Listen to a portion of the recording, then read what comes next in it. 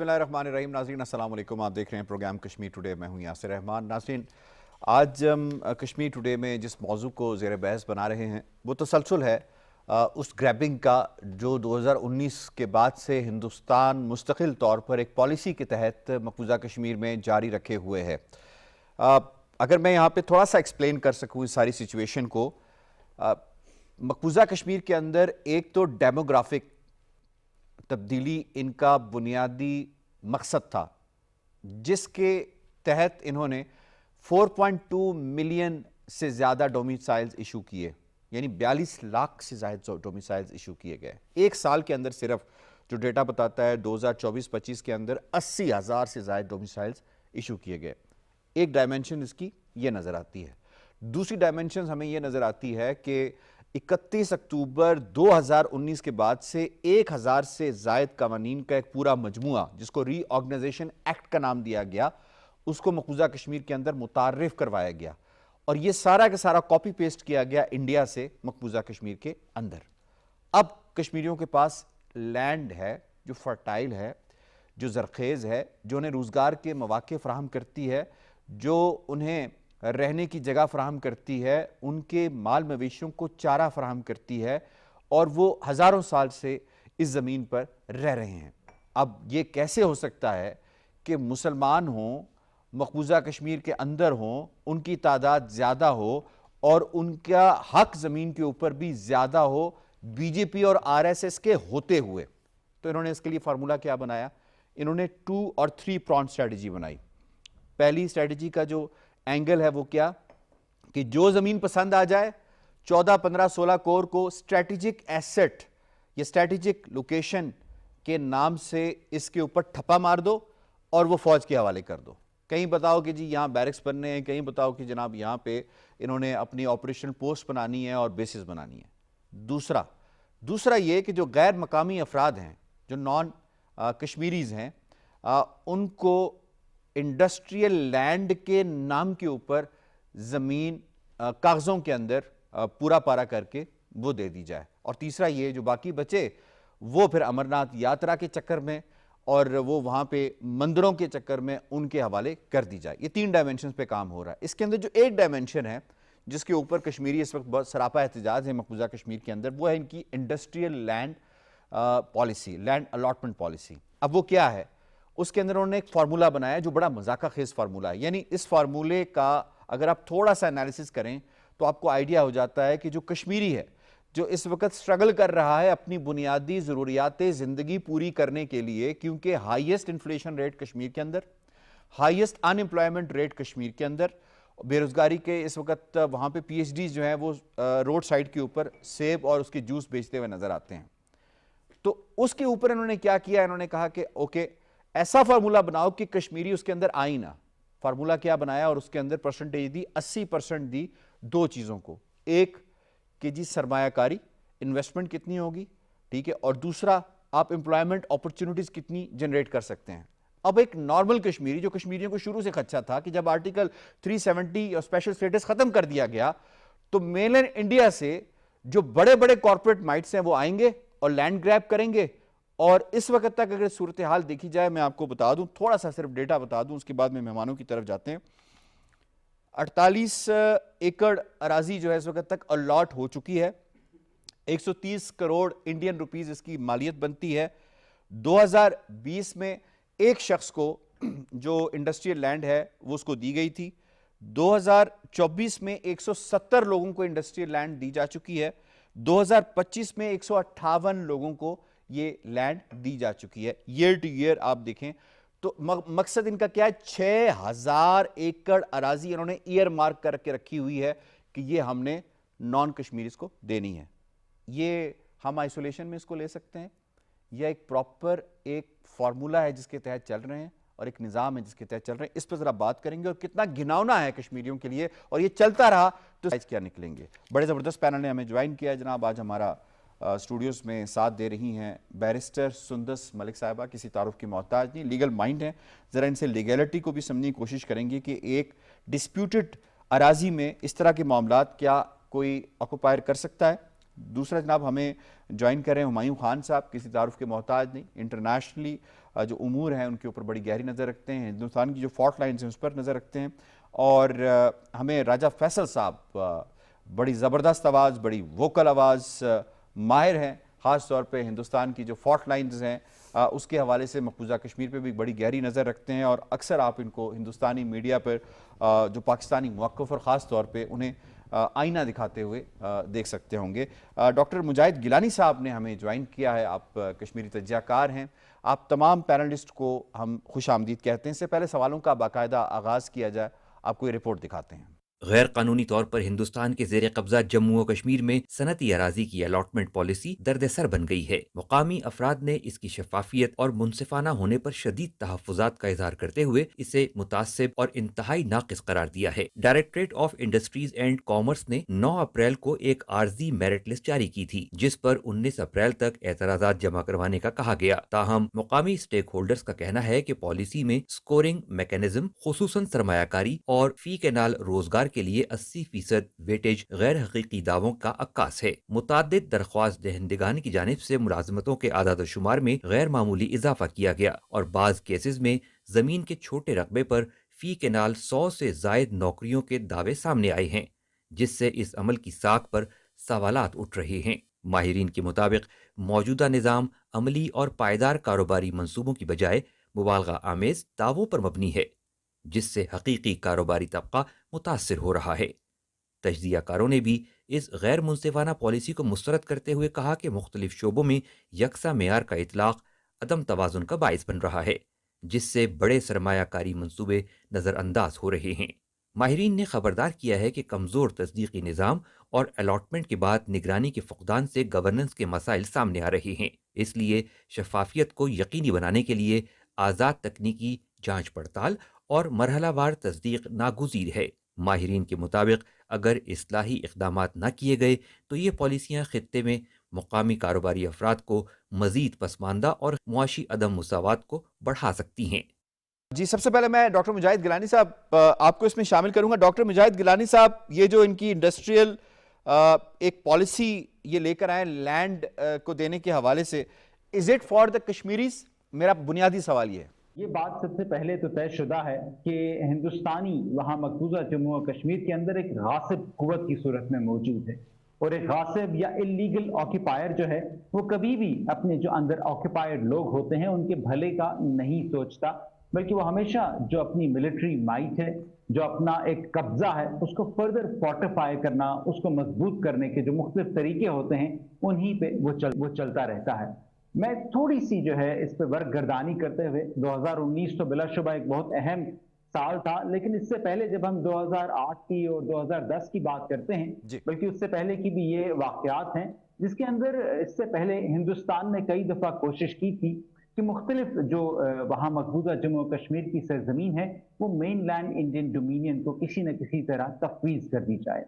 इसके अंदर हम देख चुके हैं जहां पे सैनिक कॉलोनीज की बात होती थी, जिससे पहले कश्मीरी पंडितों को आबाद करने के लिए अलग सरजमीन, अलग जमीनें जो हैं वो उनको देने की कोशिश की जाती थी।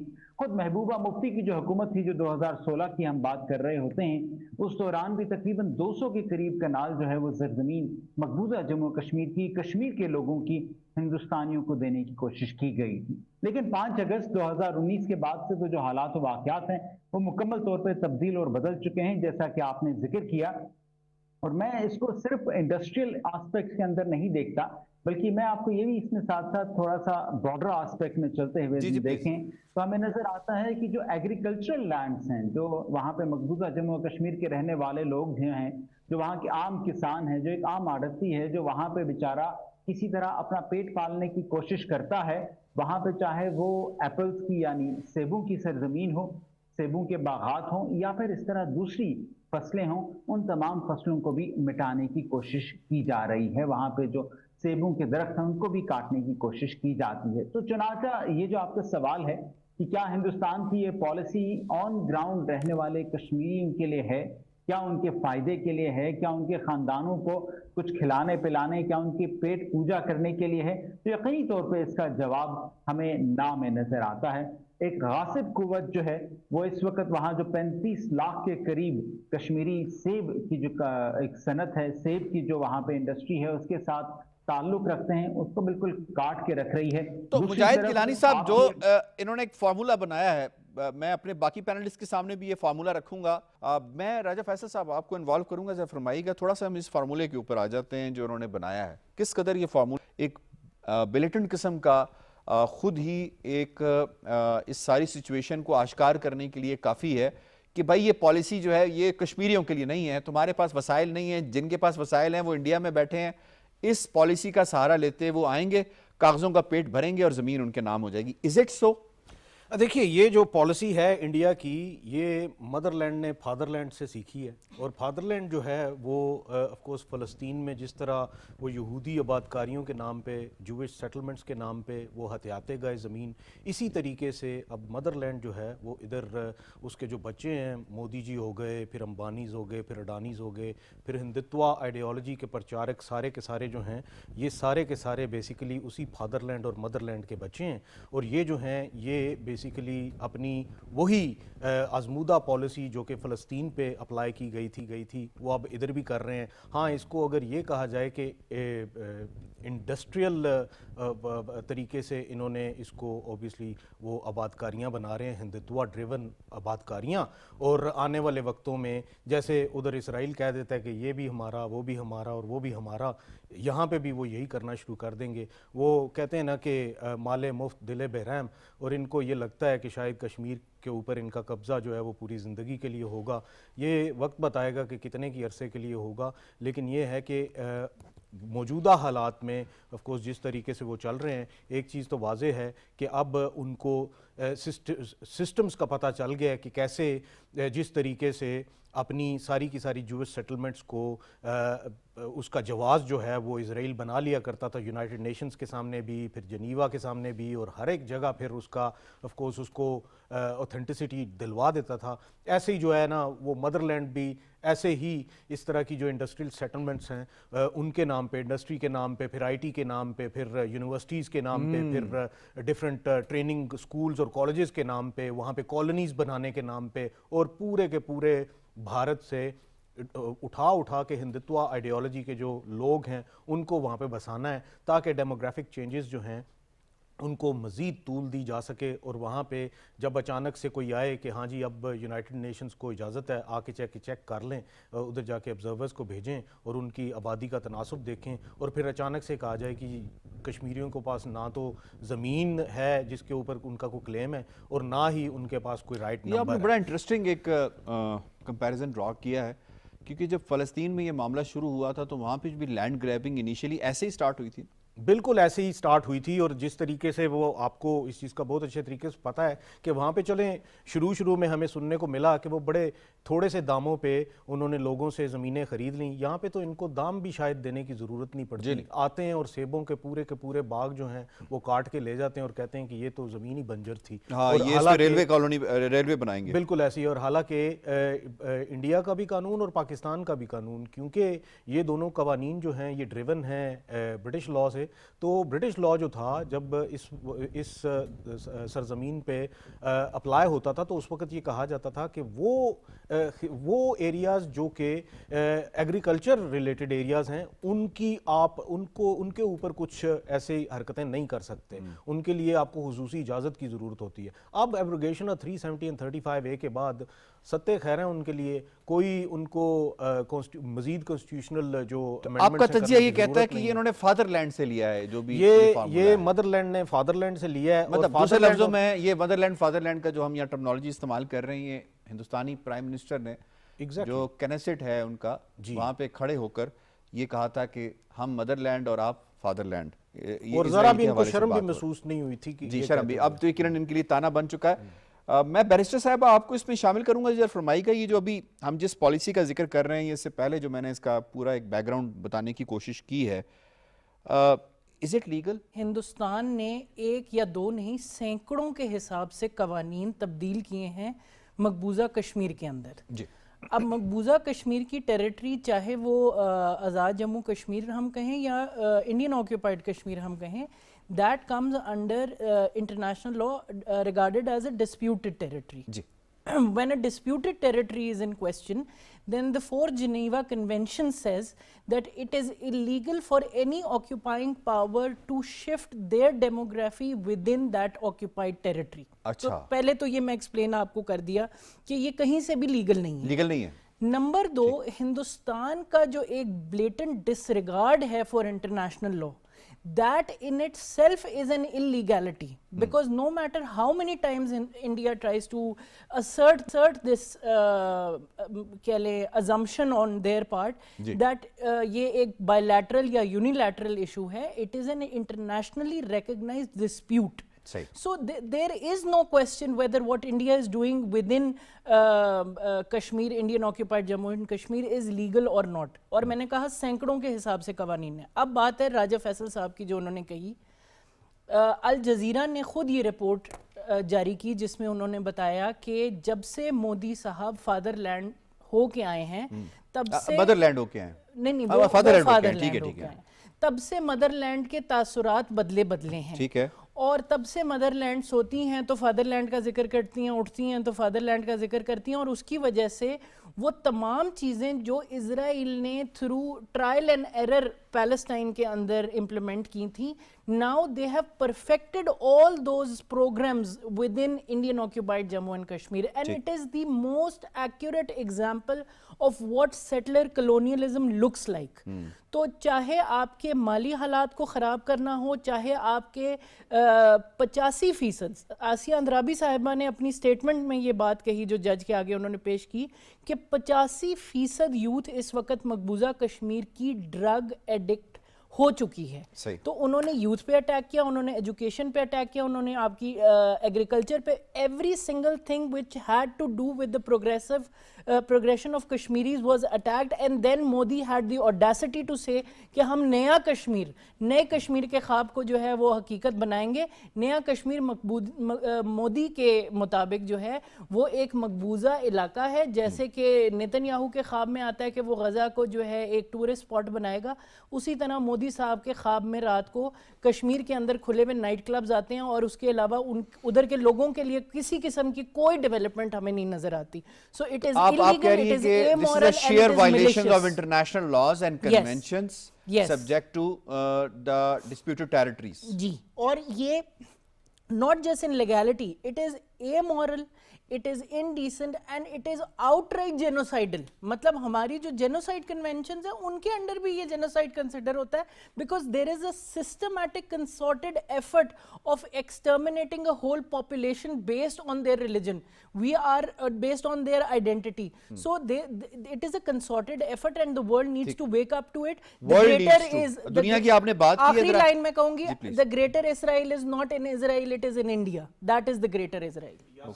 जी जी जी. एक बड़ा अच्छा सा फिक्रा ज़हन में आया तो मैं शेयर करना चाहता हूँ व्यूअर्स के साथ, और वो ये है कि इजरायलियों के लिए तो शायद इजराइल ही होगा, लेकिन इजराइल के लिए अब इंडिया जो है वो सुसराइल हो गया है. तो वो उसकी वजह ये है कि जब से ये मदरलैंड है और वो फादरलैंड है तो ये सुसराइल ही है. सही है. मैं हुमायूं साहब, क्योंकि बात इंटरनेशनली भी हुई है और जाहिर बात है इंटरनेशनल कम्युनिटी और पावर सेंटर्स इसकी पार्टी भी हैं बिलखुसूस यूनाइटेड नेशंस के हवाले से.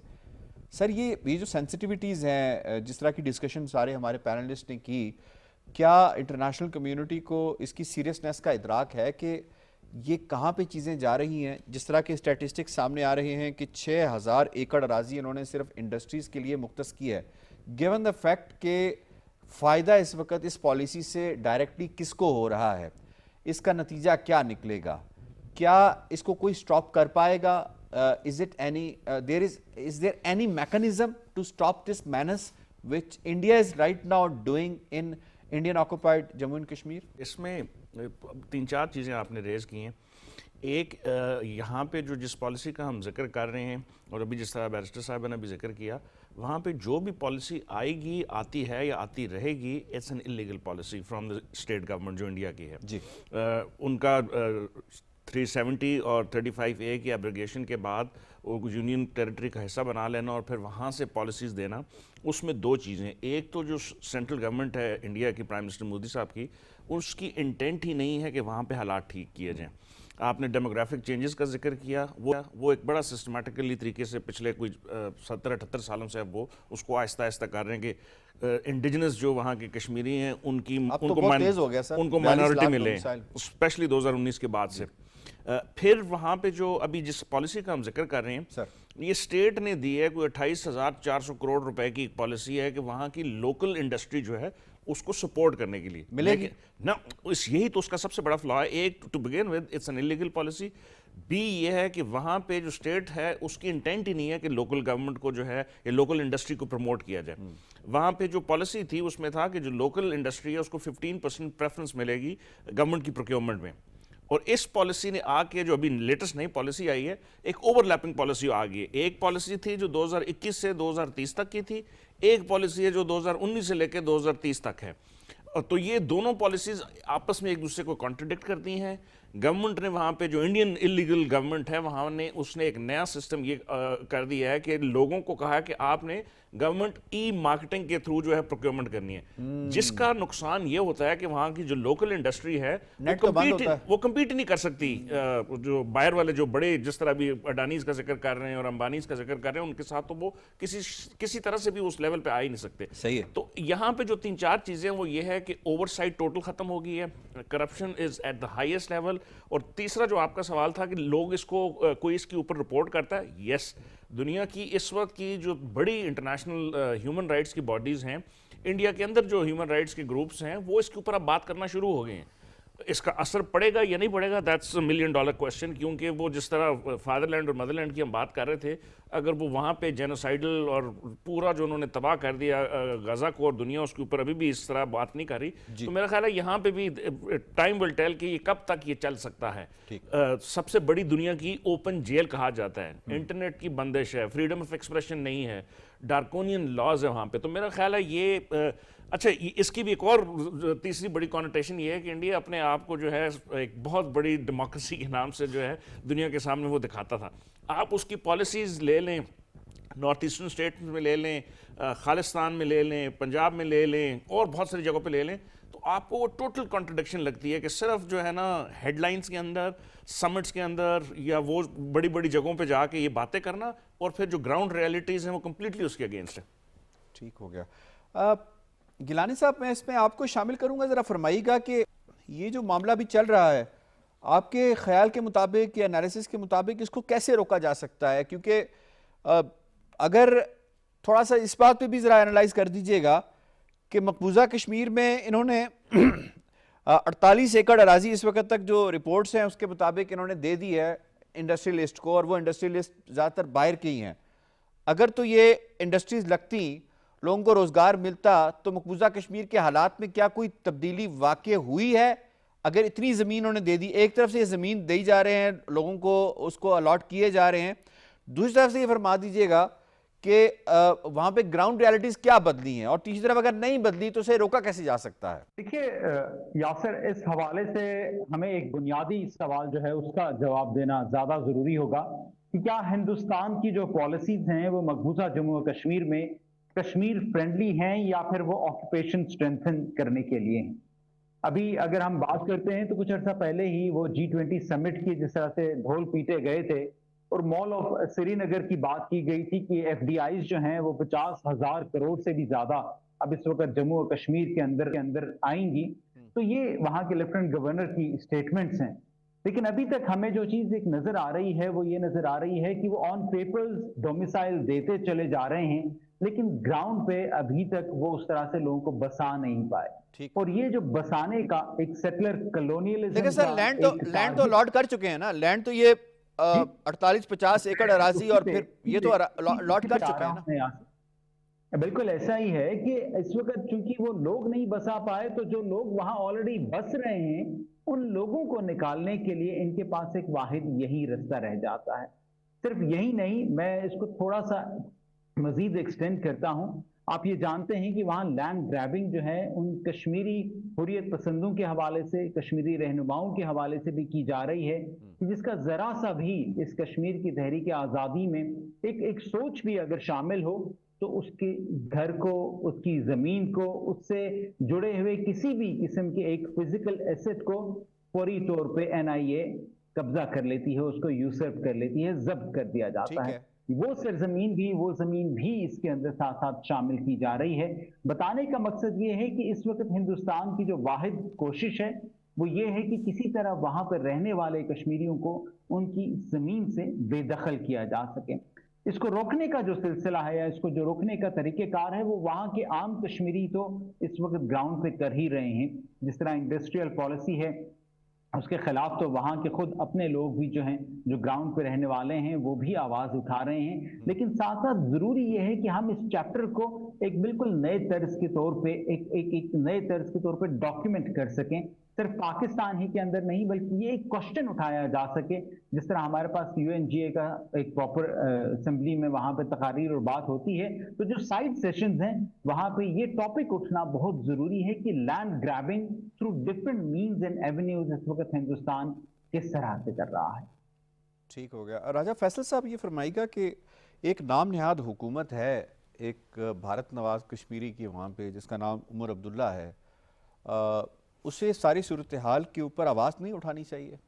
जी बिल्कुल उठानी चाहिए, लेकिन उससे पहले उन्होंने अपना पेट देखना है कि पेट में उन्होंने क्या डालना हर शाम को और उनके अकाउंट में कितने पैसे हैं। ये पूरी ज़िंदगी इनकी इसी तरीके से गुजरी है, इनके वालिद की भी इसी तरीके से गुजरी है। उनको इस चीज़ का पता है कि द मोमेंट वो सेंटर से अपने आप को अलग कर लेंगे तो लोग जो हैं वो पुराने बदले भी इनसे लेंगे, क्योंकि हज़ारों की तादाद में जो कश्मीरियों का कत्लेआम हुआ है वो इन्हीं की मुआवनत की वजह से हुआ है। और ये भी उतने ही ज़िम्मेदार हैं जितने के सेंटर दिल्ली में बैठी हुई जो गवर्नमेंट है वो ज़िम्मेदार है, या फिर ये है कि रोग इंडियन आर्मी की जो प्रेजेंस है वो ज़िम्मेदार है। तो इस सारी की सारी ऑफ कोर्स इक्वेशन में हमें उनके हाथ भी उतने ही रंगे हुए खून से नज़र आते हैं जितने के सेंटर के नज़र आते हैं। तो उनसे तो कोई एक्सपेक्टेशन नहीं कि वो शायद कुछ कर पाएंगे या नहीं। उनको भी बहुत अच्छे तरीके से अंदाज़ा है कि वोट तो उनको भी कोई नहीं देता। हाँ, बारी लगी हुई है, कभी किसी को आगे ले आए, कभी किसी को आगे ले आए। इसी तरीके से ये कोई एक उमर अब्दुल्ला की बात नहीं है। काफ़ी सारे लोग जो हैं वो इस तरह के ख्वाब देखते हैं और वो अपने आप को ये साबित करने की कोशिश करते हैं कि मैं रॉ का बहुत अच्छा वफ़ादार साबित हूँगा, मैं बीजेपी का बहुत अच्छा वफ़ादार साबित हूँगा, मेरी तरफ भी नज़र करम की जाए। और अगर जो कोई अपोजिशन में चला जाए तो वो 2-3 ऐसी बातें कर दे जो कि सेंटर के ख़िलाफ़ हों, तो वो भी इसीलिए करते हैं कि आप जैसे कि अभी महबूबा मुफ्ती साहब हैं, वो भी इसीलिए करती हैं कि हमारी तरफ भी कोई नज़र करम हो आका। उसकी वजह यह है कि जब उनको सेट असाइड कर दिया जाता है तो वो अपनी इंपॉर्टेंस और अपना जो इन्फ्लुएंस है उनको भी पता है कि अगर मैं सेंटर के खिलाफ बात करूंगी तो कश्मीरी जो हैं वो किसी हद तक मेरी बात तो ज़रूर सुनेंगे और ये कहेंगे कि ये महबूबा मुफ्ती तो बहुत अच्छी है। लेकिन जैसे ही वो भी हुकूमत में आएगी तो वो भी 2+2 4 करके उनको देगी। जब 2+2 5 करेगी तो वो कहेंगे साइड पे हो जाओ। तो ये जो है इनसे कभी भी एक्सपेक्टेशन नहीं रखी जानी चाहिए, क्योंकि ये अबैटर्स हैं और ये फैसिलिटेट करते हैं उन सारे डिज़ाइंस को जो कि हिंदुत्व डिज़ाइंस हैं और जो कि बीजेपी इम्प्लीमेंट कर रही है। ठीक है, आपका पॉइंट आ गया। अब हमें प्रोग्राम के दूसरे मौजू की जानिब बढ़ना है। यकीनन ये जो इनकी पॉलिसी है, कंट्रोवर्शियल पॉलिसी है, इसके हवाले से हम बात करते रहेंगे, फैक्ट्स और स्टैटिस्टिक्स सामने लाते रहेंगे, क्योंकि कश्मीरियों की बात करना बहुत ज़रूरी है। उनके साथ जो जुल्म ज़्यादती हो रही है वो उस पर बात करना बहुत ज़रूरी है। लेकिन दूसरा जो मौजू है वो इसलिए भी बड़ा इम्पॉर्टेंट है कि अपने आप को विश्व गुरु कहने वाला इंडिया, उसकी मईशत की चूलें हिल गई हैं। वो सिर्फ आप इस बात से अंदाज़ा लगा सकते हैं कि अभी कुछ ही दिन हुए हैं आपनाए हुर्मुज़ को बंद हुए कि वहाँ पे जो ऑयल की सप्लाईज़ हैं वो बिल्कुल सूरत हाल ये कि घंटों पर मुहित लोग कतारों पर खड़े होते हैं, कतारों में खड़े होकर, और वो मोटरसाइकिल में पेट्रोल डलवाने के लिए। इंडिया की सूरत हाल इस वक्त ये आप स्क्रीन के ऊपर भी देख सकते हैं। इसके साथ साथ फिर उन्होंने कटोरा उठाया और भीख मांगी अमेरिका से कि खुदा के वास्ते या जिसकी भी उन्होंने वास्ता दिया कि हमें रूस से जो तेल है वो ख़रीदने दिया जाए। तो अमेरिका बहादुर ने यकीनन इनको कहा कि जी आप ख़रीद सकते हैं। उसके बावजूद भी इनकी जो सूरत हाल है वो संभल नहीं सकी। विश्व गुरु का इस वक्त हाल ये है कि यूपी के अंदर नोएडा से लेकर और इनके हरियाणा तक हज़ारों मज़दूर, लाखों मज़दूर, उनके चूल्हे घरों के बुझ चुके हैं, वो सड़कों पर हैं, अपने आप को आग लगा रहे हैं, وہ اپنی جو فیکٹریز ہیں ان میں آگ لگا رہے ہیں. بنیادی وجہ یہی ہے کہ تھوڑا سا دنیا کے اندر جو اکنامک آرڈر ہے وہ اگر ڈسرپٹ ہوتا ہے تو ہندوستان کی یہ صورتحال ہوتی ہے. وہ ملک جو اپنے آپ کو یہ کہتا تھا کہ ہمیں تو اس صورتحال سے کوئی لینا دینا نہیں ہے, ہم تو خود سے سروائیو کر سکتے ہیں, ہم جو ہے وہ سیلف سفیشینسی کی طرف جا رہے ہیں, اس کی حالت آپ کے سامنے ہے کہ لوگ اس وقت جو ہے وہ خودکشیاں کرنے پر مجبور ہو چکے ہیں.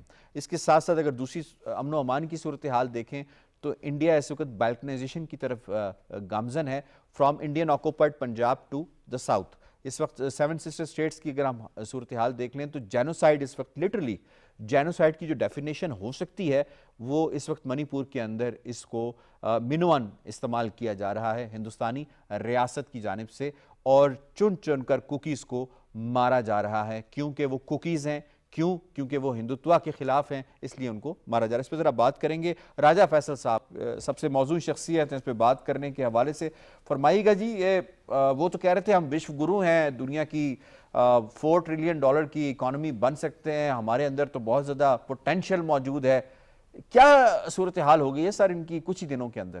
دیکھیے یہ وش گرو والی جو سٹیٹمنٹ ہے اس میں وش جو ہے وہ انگلش والا وش ہے. یہ ان کی ہمیشہ سے خواہش رہی ہے. I wish کہ we can be guru. ہاں کہ وی کین بی گرو. تو وہ جو گرو ہے وہ اب ہم نے بڑا دیکھا کہ بڑی لیزر آئٹ دیا کرتے تھے جے شنکر جی کو میمز میں. اب وہی جے شنکر جو ہے وہ سن گلاسز پہن کے پھرتا ہے کسی کو, کیونکہ وہ اپنی نظریں کسی سے ملانے کے قابل نہیں رہا. وہ جے شنکر جو کہ پوری دنیا میں پاکستان کو ایلینیٹ کرنے کے لیے پھرتا تھا اب خود کہیں مارا مارا پھرتا ہے اور کوئی پوچھتا تک نہیں. اور اگر بات کی جائے کہ جو کچھ انڈیا میں ہو رہا ہے, دیکھیں یہ جو پرٹیکولر سینز ہمیں دیکھنے کو ملے, ایک بات تو یہ ہے کہ وہاں پہ مہنگائی اس حد تک بڑھ چکی ہے, خصوصاً LPG کے سلنڈر تو مل ہی نہیں رہے. کچھ لوگ جو ہیں وہ وہاں پہ صبح ہی لائن میں لگ جاتے ہیں. اس لحاظ سے مسلمان جو کہ صبح اپنی فجر کی نماز پڑھتے ہیں ان کو شاید ذرا پہلے مل جاتا ہے, کیونکہ وہ فجر کی نماز کے بعد ہی جا کے تو سلنڈر کی لائن میں کھڑے ہو جاتے ہیں. اور جب ان کو سلنڈر مل جاتا ہے وہاں پہ لڑائیاں شروع ہو جاتی ہیں. اور کافی ساری جگہوں پہ ایسا ہوا ہے کہ لڑائی کے دوران ہی جب پولیس نے کوئی 8-10 لوگ پکڑے ہیں ان میں سے 2-3 اگر مسلمان نکل آئے ہیں, تو بریکنگ نیوز کیا چلی ہے کہ ISI کا ہاتھ ہے ان دنگوں کے بیچ میں, اور ISI کا ہاتھ ہے ان سارے کے سارے جو لوگ باہر احتجاج کر رہے ہیں, ان کو پیسے مل رہے ہیں ISI سے, اور وہ ان کے ہاں جو ہے وہ آتنک پھیلوانے کی کوشش کر رہے ہیں. مطلب حد ہوتی ہے. اور اگر ان کی پرائورٹیز دیکھیں اس ساری ایکویژن میں جو ایران وار ہوئی ہے اس میں آپ کو پہلے دن سے ہی ایک بڑا عجیب سا تاثر مل رہا ہے. ایک تو 3 دن پہلے فادر لینڈ اور مدر لینڈ کا فکرہ وہاں پہ بول آتے ہیں کنیسٹ میں, اور پھر 3 دن بعد جو ہے وہ حملہ ہو جاتا ہے اور جنگ شروع ہو جاتی ہے. ان کے ہاں یہ مہمانداری کر رہے ہوتے ہیں, اور مہمانداری دیکھیے گا کیسی کرتے ہیں. ایک IRS دینا کے نام سے ایران کی ایک وار شپ گئی ہوتی ہے, نیول شپ گئی ہوتی ہے, یہ اپنے کوارڈ کے اعلائے امریکہ کو بتاتے ہیں کہ یہ ادھر سے نکل پڑا ہے, اور جیسے ہی انٹرنیشنل واٹر میں داخل ہوتا ہے مار دو اس کو, اور اس کو مروا دیتے ہیں. پھر ان کے پاس ایک اور شپ ہوتی ہے اور وہ کہتے ہیں جی ہم وہ تب دیں گے جب آپ ہمارے 2 جو بحری جہاز ہیں وہ نکلنے دیں گے ہرموز سے. یہ تو ان کی پریفرنسز ہیں, اور یہ دنیا کا اپنے آپ کو دنیا کا سب سے بڑا سیکولر ملک اور سب سے بڑا ڈیموکریٹک ملک کہتے ہیں, ڈیموکریسی سب سے بڑی ہے. یہ حالت ہے ان کی کہ وہاں پہ جنگ لگی ہوئی ہے, اور ایک ایسا ملک جس کے اوپر کے مسلسل بمباری ہو رہی ہے, اس سے یہ کہا جا رہا ہے کہ ہم تمہارے ایک جہاز کو اس وقت آنے دیں گے جب ہمارے تم 2 وہاں سے نکلنے دو. یہ بلیک میلنگ پہ اترے ہوئے, اور یہ انتہائی گھٹیا سوچ کے مالک. اور اس سارے تناظر میں, ساری ایکویژن میں یہ جو سب ان کے اوپر بھونچال بنا ہوا ہے, اور ساتھ میں باتیں کیا, آپ ان کے ٹی وی پہ بیٹھیں, موت پڑی ہوئی ہے, ایسے رو رہے ہیں وہاں پہ کہ جیسے پاکستان کیوں آگے بڑھ گیا, اور پاکستان ان کو شکریہ ادا کرنا چاہیے پاکستان کا, کیونکہ پاکستان نے اگر یہ صلح کروانی ہے تو اس میں میری نظر میں سارے ملکوں کا بڑا اچھا فائدہ ہے اس میں, لیکن سب سے زیادہ فائدہ 4 ارب لوگوں کو فائدہ جو سب سے زیادہ فائدہ ان کے اپنے ملک کا ہے, کیونکہ وہاں پہ لوگ جو ہیں وہ ان کو ڈھونڈ رہے ہیں کہ یہ کدھر گئے ہیں BJP والے, اور یہ کسی کو نظر نہیں آ رہے. ایک عورت جو ہے وہ سلنڈر بیچاری لے کے جا رہی تھی, اور جب اس سے پوچھا کہ کتنے کا لے کے آئی ہو تو وہ رو پڑی, اور وہ کہتی ہے اپنی بالیاں بیچ کے لے کے آئی ہوں.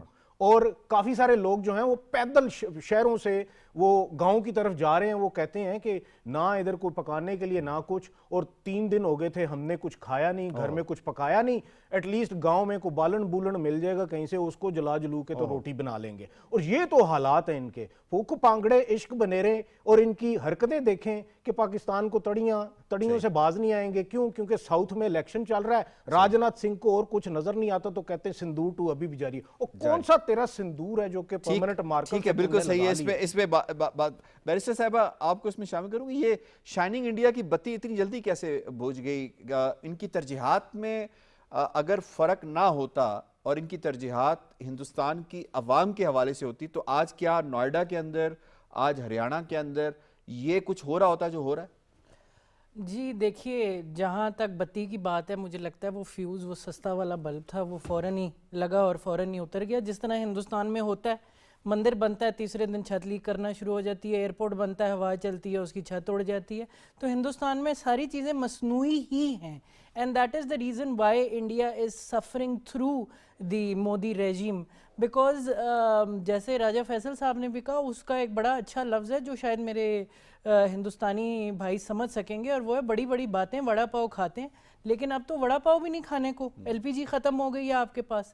تو اپنے اندر جو اس وقت ہندوستان میں چل رہا ہے, چاہے منی پور میں ہو, چاہے آسام میں ہو, چاہے پنجاب میں ہو, چاہے کشمیر میں ہو, India is at the brink of balkanization. And the funniest thing, or I would say not even funny, it is tragic, کہ ہندوستان کی government, which the ones who are steering this government at the moment, they do not care. They have no care for their own people. ان کو نہیں فرق پڑتا کہ ہمارے یہاں سب سے ہائیسٹ انفنٹائل ڈیتھ ریٹ ہے, ہمارے یہاں فارمرز خودکشی کر رہے ہیں, ہم 8 کروڑ سے زیادہ لوگوں کو راشن دینے پہ مجبور ہیں, ہماری بری حالت ہوئی ہوئی ہے. لیکن مودی کو صرف نظر آتا ہے کہ اگر نیتا امبانی نے اچھی ساڑی پہنی ہے تو اس کا مطلب بھارت وکست ہے, ہاں وکست ہے یا جو بھی ہے. لیکن بات یہ ہے کہ ہندوستان کو یہ بات سمجھنی پڑے گی کہ اپنے پڑوسیوں کی خار میں اپنے گھر پہ آگ نہیں لگائی جاتی, اور ہندوستان اس وقت یہی کر رہا ہے.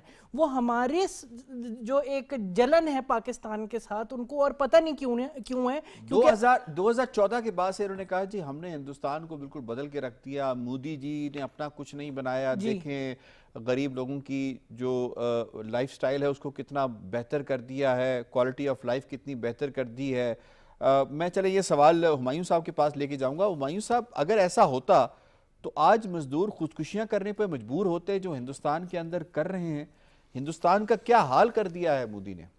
جی یاسر, یہ آپ اگر دیکھیں پرائم منسٹر مودی کی یہ جو تیسرا ٹرم ہے, اور پہلے ان کی 2 ٹرمز کو لے لیں, تو وہ سلوگنز پہ سلوگنز آپ کو جو ہے وہ دیتے ہیں, اور آن گراؤنڈ جو ہے وہ کمپلیٹلی ایک ڈفرنٹ سٹوری آپ کو نظر آتی ہے. آتما نربھر بھارت, ہم نے جو ہے نا سیلف ریلائنس کرنا ہے. اسلحہ کبھی وہ ایک ملک سے خریدتے ہیں, انڈسٹری کسی دوسرے ملک کے پیچھے جا رہے ہوتے ہیں.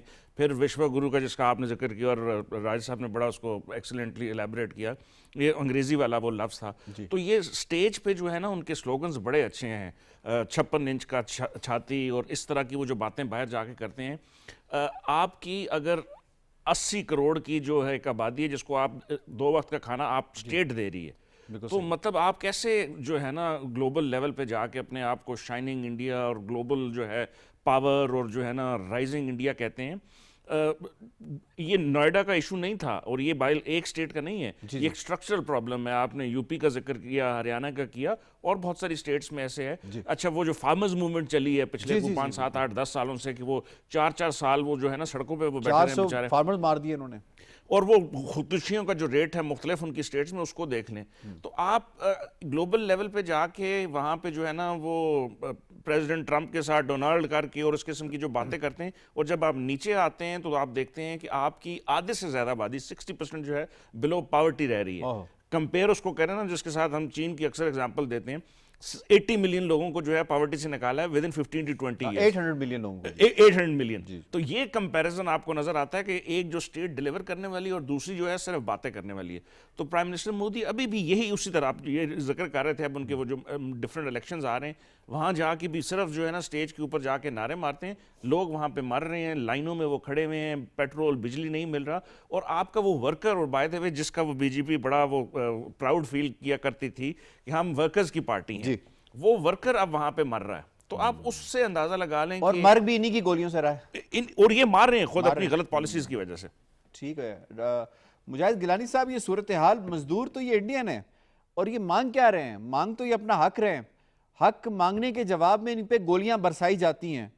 تو اس وقت انڈیا کی جو صورتحال ہے, بالخصوص اگر ہم اس کے ساتھ ساتھ منی پور کی صورتحال کو دیکھیں تو کس قدر مخدوش ہو چکی ہے ہندوستان کی انٹرنل سچویشن, اور کتنا خدشہ ہے علاقے کے دوسرے ممالک کو لے کر کے یہ ایکسپلوڈ ہو سکتا ہے سارا معاملہ. بالکل یاسر, آپ کی یہ بات بالکل درست ہے. ہم جہاں مقبوضہ جموں و کشمیر کی بات کرتے ہیں وہیں ہمیں نظر آتا ہے کہ مین لینڈ انڈین ڈومینین بھی جو ہے اس کے اندر حالات کتنے دگرگوں ہیں. چلیں مقبوضہ جموں و کشمیر میں تو ہم کہہ دیتے ہیں کہ بھئی کشمیری ہیں, کشمیری مسلمان ہیں, بالخصوص وادی کے اندر, جن کو مارنے میں ان کو ویسے ہی بہت خوشی ملتی ہے. لیکن مین لینڈ انڈیا کے اندر بالخصوص ابھی جس طرح اگر ہم نوئیڈا کی بات کر رہے ہیں, آپ ہریانہ کی بات کرتے ہیں اور باقی 7 سسٹر اسٹیٹس کی بات کرتے ہیں, تو وہاں پہ ایک عام ہندوستانی, ایک عام ہندو جو ہے وہ جب اپنی تنخواہ بڑھانے کی بات کرتا ہے تو اس کے اوپر یوگی آدتیہ ناتھ جو ہے وہ لالچ کا الزام لگا دیتا ہے. ابھی کچھ دنوں ہی پہلے جو ہے یوگی آدتیہ ناتھ نے تو یہاں تک دھمکی دے دی کہ اگر ہمیں پتا ہے کہ آپ لوگوں کی ڈوریاں اور رسیاں کون ہلا رہا ہے, ایک عام ہندوستانی اگر اپنا حق مانگنا شروع ہو جائے تو پھر بی جے پی والے جو ہیں ان کی طرف سے اس طرح کے بیانات آنا شروع ہو جاتے ہیں کہ وہ ان کو حق تو نہیں دیں گے لیکن حق کے علاوہ باقی جس طرح کے نعرے لگوانے ہیں, گولی دیں گے, پاکستان کے اوپر الزام لگوانا ہے. بالکل ایسی بات ہے کہ آپ نے ان کو حق نہیں دینا, آپ نے ان کے چولہے جو ہیں ان کی آگ نہیں لگانی, آپ نے ان کے گھروں میں کھانا نہیں پہنچانا, لیکن آپ نے اس طرح کے جتنے بھی مزدور طبقہ ہے ان کو گالی ضرور دینی ہے کہ ان کی محنت کے بدلے آپ ان کو لالچ کا الزام لگاتے چلے جا رہے ہیں. بات صرف یہیں پہ ختم نہیں ہوتی بلکہ وہاں جو کرپشن ہے وہ بھی کافی حد تک سامنے آتی جا رہی ہے کہ مزدور طبقے کو دینے کے لیے لکھوائی جاتی ہے کہ 25-30 ہزار تنخواہ دی جا رہی ہے, جبکہ ہاتھ میں جو ان کو دیا جاتا ہے وہ 15-20 ہزار سے زیادہ نہیں ہوتا. اور آج کل کی صورتحال میں بالخصوص اس جنگ کے بعد سے جو بھارت کی حالت ہے اس میں 15-20 ہزار میں ایک عام ہندوستانی کیسے اسٹل جو بریدنگ سپیس ان کو مل رہی ہے اس کا شکریہ انہیں اجتماعی طور پر ایک سٹیٹمنٹ کی شکل میں ان کی گورنمنٹ کو اور ان کی عوام کو پاکستان کا کرنا چاہیے کہ پاکستان کی اگر میڈیشن اس کے اندر ثالثی نہ ہوتی تو اس وقت جو صورتحال ان کی ہو سکتی تھی آپ اس کا اندازہ لگا سکتے ہیں. آئی ہیو ٹو وائنڈ اپ. مجھے شکریہ ادا کرنا ہے اپنے تمام معزز مہمانوں کا. آج کی پروگرام کے حوالے سے تجزیہ, تبصرہ اور رپورٹ آپ نے ملاحظہ کی. پروگرام کے اتنا. یاسر رحمان کو دیجیے اجازت. اللہ نگہبان.